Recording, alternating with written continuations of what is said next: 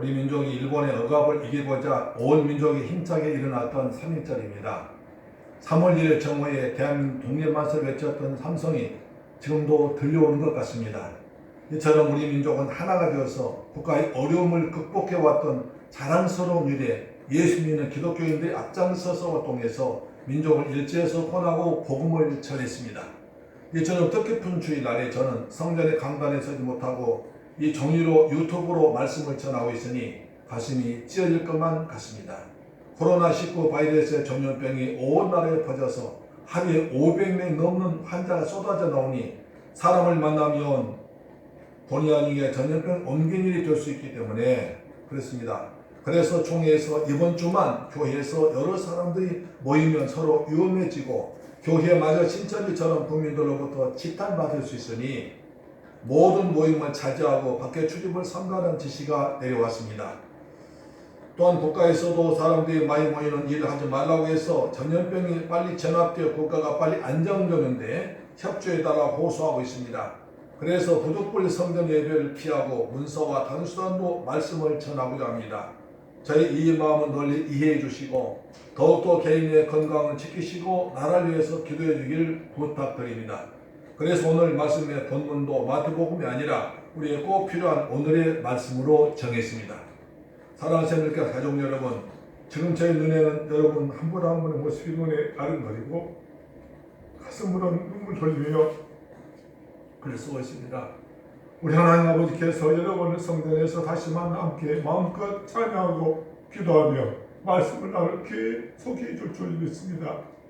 오늘 이 말씀 한 절 한 절 가슴으로 갖고 읽으시며 전례에서 기도하시며 읽어나가실 때 읽어나가시길 부탁드립니다. 오늘 본문 세 가지로 나누어서 나누고자 합니다. 첫째로 우리는 전능자의 보호 아래 있습니다. 91장 시편 91편 1절로 7절 말씀을 보겠습니다. 1절 봅니다.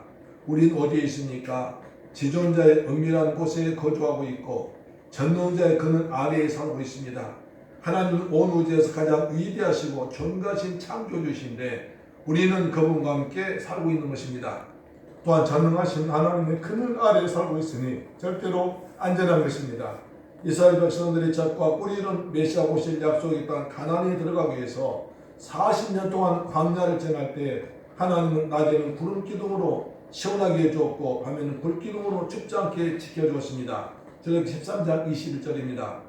여호와께서 그들 앞에 나사 낮에는 구름 기둥으로 그들의 길을 인도하시고 밤에는 불 기둥으로 그들에게 비추사 주야로 진행하게 하시니 낮에는 구름 기둥 밤에는 불 기둥이 백성 앞에서 떠나지 아니하니라. 그 하나님이 오늘 우리도 밤이나 낮에나 항상 함께 하시면서 지키시고 인도하실 줄 믿습니다. 2절 보시면 그래서 우리는 이렇게 큰 소리 주셨습니다. 하나님은 나의 피난처요 요새시요 나의 의뢰한 하나님이라고 하셨습니다. 하나님은 세 가지로 말했습니다. 하나님은 내가 위험할 때 피할 수 있는 피난처가 되십니다. 6.25 전쟁 때 북한에 사는 분들은 남한 높이 나눠서 생명을 구했습니다. 어려움을 당할 때 내가 피할 수 있는 곳이 있다는 것은 참 행복한 것입니다. 그런데 우리는 전전하신 하나님, 전능하신 하나님께 피할 수 있다는 것이 최고의 행복입니다. 또한 하나님은 우리의 요새가 되십니다. 적군들과 총을 쏘고 싸울 때 총알이 벼도 쏟아지고 포탄이 터질 때 요새 안에 숨어 있으면 안전합니다. 하나님은 세상이 시끄럽고 환란이 있을 때 내가 숨을 수 있는 요새가 되십니다. 하나님은 또한 내가 의지하고 믿을 수 있는 좋으신 하나님이십니다. 사람들은 어려움 당할 때 멀리하기도 하고 모른 척하기도 하지만 우리 하나님은 사랑의 주님이시라 우리를 받아주시고 오히려 나에게 오라고 말씀하십니다. 마태복음 11장 18절에 수고하고 몸은 짐진 자들아 다 내게로 오라고 하십니다. 내가 내일 편히 쉬겠다고 하십니다. 우리는 지금 코로나19란 전염병이 대한민국을 공포로 몰아넣고 있습니다. 사람을 만나면 겁이 납니다. 그런데도 출근해야 하고 사람을 만나야 됩니다. 이럴 때 일수로 항상 하나님 예수님 앞에 모시고 예수님과 함께 살아가기를 축복합니다. 하나님은 항상 우리와 성령으로 함께 하시는 임마누엘 하나님이심을 잊지 말길 바랍니다. 인생의 차이는 어려움의 크고 작음이 아니라 믿음의 차이라고 합니다. 그래서 예수님을 믿는 우리들 의인은 오직 믿음으로 사는 것입니다. 모빌 모라 쌍탄 작품 중에 그리고 엄마가 하지 않았다는 책이 있습니다. 제2차 세계대전 후에 전쟁이 진 독일의 생활은 참으로 비참했습니다. 모든 것이 무너져버린 속에서 38세 개태는 단칸방에서 세 자녀와 함께 살아가고 있었습니다. 남편은 가출해버리고 가냘픈 여인의 몸으로 그 어려움을 몸으로 체험하며 살아가고 있다가 한 달에 한 번씩 허름한 정원에서 남편을 만났습니다. 남편도 한 달에 한 번 만날 때마다 가난과 고생으로 훌쩍 늙어가고 있었습니다. 어느 날 그의 남편을 향해서 큰 소리가 부르짖었습니다. 당신은 왜 이러한 절망적인 상황에서도 하나님을 의지하지 않고 기도하지 않나요? 그때 남편이 말합니다. 주님은 내게서 너무 멀리 계셔. 그러자 아내가 말합니다. 아니에요. 주님은 지금도 항상 우리 함께 계시답니다. 우리 곁에 주님이 계심을 잊지 마세요. 그리고 아무 말도 안 하셨습니다. 하나님이 그 말을 이야기하셔서 한 인간을 변화시켰습니다. 주님이 나와 함께 계시지 말고 멀리 계신다고 믿는 사람은 좌절하고 낙심하고 절망합니다.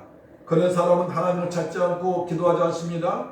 그러나 주님이 나와 함께 계신다고 믿는 사람은 낙심하지 않고 더 기도해서 마침내 고난을 이겨내는 것입니다. 다시 말하면 인생의 차이는 어려움의 크기 차이가 아니라 믿음의 차이라는 것입니다.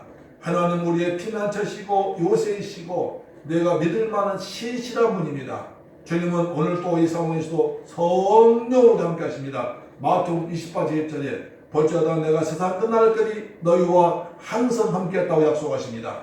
3절 우리를 새 사냥꾼의 올무에서와 심한 전염병에서 건질 것입니다. 시골에서 새를 잡을 때 올무를 쳐놓고 큰 소리 지르면 새들이 도망가다 올무에 들어간 것을 잡아다가 3세9일 해먹었습니다. 사탄이 우리를 돈과 세상 괴력과 권세들로 올무를 놓고 달콤한 유혹과 미혹으로 넘어지게 하고 있습니다. 코로나19 같은 심한 전염병으로 믿음에서 떠나게 합니다. 지금 신천지가 온 나라의 병을 퍼뜨리고 있습니다. 그들도 교회라는 이름을 달고 예수가 장막 선제는 거짓 교회로 다니기 때문에 알지 못한 사람들은 교회까지 함께 나쁘게 말하고 교회 가지 말라고 하고 있습니다. 이럴 때일수록 우리는 참과 거짓을 구별하고 진리와 비진리를 분별해서 십자가를 단에 붙잡고 전성하여 달려가야 됩니다. 하나님은 사탄의 올무와 전염병에서 우리를 건질 줄로 믿습니다. 4절 보시면 하나님 우리를 깃으로 덮어주시고 주님의 날개 아래로 품어주시고 방패와 손방패로 막아주시니 우리는 주님께로 피하면 안전합니다. 어느 젊은이가 꿈에 하나님을 만나서 하늘나라로 갔습니다. 하늘나라를 구경하던 중에 각 사람의 살아온 발자취를 그려놓은 모래밭을 발견하고 호기심 생겨 살펴보았습니다. 그런데 그 젊은이의 기름이 적혀있는 모래밭엔 발자국이 토기가 나란히 있었습니다. 하지만 그 사람의 인생에서 가장 어렵고 힘들었던 시기라고 생각했던 곳에는 발자국이 하나밖에 없었습니다. 젊은이가 하나님께 따뜻이 물었습니다. 하나님, 왜 제가 힘들고 어려울 때 나를 버리고 혼자 고통당하도록 내버려 두었습니까? 하나님께 이렇게 말씀했습니다. 사랑하는 내 아들아, 난 언제나 너와 함께 있었단다. 너와 동행하다가 네게 고난이 닥쳐올 때는 내가 널 업고 다니기 때문에 발자국이 하나뿐이 난다. 하나님 결코 우리를 홀로 버려두지 않습니다. 여러분, 우리가 전능자의 그늘 안에 들어가면 하나님께서 안타 깊은 품듯이 우리를 품어서 보호해 주십니다. 우리 전능하신 주님의 두 팔로 꼭 안고 가시는 것입니다. 신명기 1장 31절 말합니다. 광야에서도 너희가 당하였거니와 사람의 자기 아들 얼음같이 너희 하나님 여호와께서 너희의 행로 중에 너희를 안으사 이곳까지 이르게 하셨느니라. 5, 6절 보시면 밤에 찾아오는 공포가 있고 낮에 날아든 화살 같은 아픔이 있고 어두울 때 퍼지는 전염병과 밝을 때 닥쳐오는 재앙을 두려워하지 않습니다. 오늘 본문의 저자는 모세로 봅니다. 모세를 본 이유는 제4권의 책책은 90편 넣어서 하나님의 사람 모세가 지었다고 기록되어 있고 그 다음 91편의 저자가 없으니까 91편도 모세가 지었다고 유대인에게 전해 내려왔습니다. 이 모세가 출애굽하며 받은 은혜를 기록한 것으로 보는 것입니다. 밤에 퍼지는 전염병은 6월절날 하나님의 심판의 사자가 애굽 사람의 집에 들어가서 장자를 죽인 사건을 말합니다. 출애굽기 12장 13절입니다. 내가 애굽 땅을 칠 때에 그 피가 너희의 거하는 집에 있어서 너희를 위하여 표적이 될지라. 내가 피를 볼 때 너희를 넘어가니 재앙이 너희에게 내려 멸하지 아니하리라. 또한 광야 40년 동안 뜨거운 햇빛 속에서 200만이 넘는 무리들이 살면서도 전염병이 한 번도 없었다는 간증을 보면 모세가 쓴 것 같습니다. 하나님은 애굽을 심판하실 때 밤에 어린 양의 피가 없는 집에는 죽음의 사자가 들어가서 장자를 죽이는 재앙이 무서운 심판이 맞습니다. 그러나 어린 양의 피를 반 이스라엘 백성 집에는 재앙이 넘어가고 생명이 보존되었습니다. 그러므로 우리가 어린 양 대신 예수를 믿으면 지존자의 은밀한 곳에 거하고 전능자의 그늘에 거하면서 우리가 피할 피난처가 되시고 적의 공격에도 방어된 요새가 되시며 그리고 방패와 손가 되십니다. 할렐루야 아멘. 두 번째로 재앙이 오지 못하도록 모든 길을 지켜주십니다. 7절로 13절 말씀 보시겠습니다. 먼저 7절 8절 봅니다. 재앙과 전염병이 퍼져서 천명이 왼쪽에서 만명이 오른쪽에서 넘어져도 재앙이 가까이 오지 못하도록 하나님이 막아주신다는 것입니다. 요즘 전염병이 전국에 하루에 500명 이상씩 쏟아지고 있습니다. 도시 농촌 할 것 없이 여기저기 손자가 나오고 국기의 법원까지도 마비되었습니다. 의사도 간호사도 공무원도 가정주부도 할머니 할아버지 청년 아이들도 병을 피할 수 없습니다. 그러나 이런 상황에서도 우린 하나님의 피난처가 되시고 지존자를 나의 거처로 삼았으므로 화가 우리에게 미치지 못하며 재앙이 가까이 오지 못하고 멈출 줄로 믿습니다. 아멘. 오늘 본문을 다윗이 지었다고 볼 수도 있습니다. 그것은 사무엘상 24장 5절로 이렇게 근거합니다. 이에 여호와께서 그 아침부터 정하신 때까지 온역을 이스라엘에게 내리시니 밤부터 부엘세바까지 백성이 죽은 자가 7만 사람이라. 다윗이 깜짝 놀라서 하나님께 제단 쌓고 예배드리며 회개기도 합니다. 사무엘하 24장 25절입니다. 그곳에서 여호와를 위하여 단을 쌓고 번제와 화목제를 드렸더니 이에 여호와께서 그 땅을 위하여 기도를 들으시매 이스라엘에 내리는 재앙이 그쳤더라. 하나님은 다윗이 드린 회개의 기도와 예배를 받으시고 재앙을 멈추게 하셨습니다. 우리가 회개하고 전심으로 여호와 하나님께 예배를 드리면 하나님 우리를 불쌍히 여셔서 재앙을 멈추게 할 줄로 믿습니다. 하나님은 지금 그런 예배자를 찾고 계십니다. 우리 새물교회 성도님들이 이 시간에 가정에서 드린 예배가 오직 하나님만 바라본 거룩한 예배가 드려지고 하나님께 발견되기를 축복합니다. 요한복음 4장 13절입니다. 아버지께 참으로 예배한 자는 신령과 진정으로 예배할 때가 오나니 곧 이때라. 아버지께서는 이렇게 자기에게 예배한 자를 찾으시느니라. 하나님 영이시니 예배한 자가 신령과 진정으로 예배할지니라.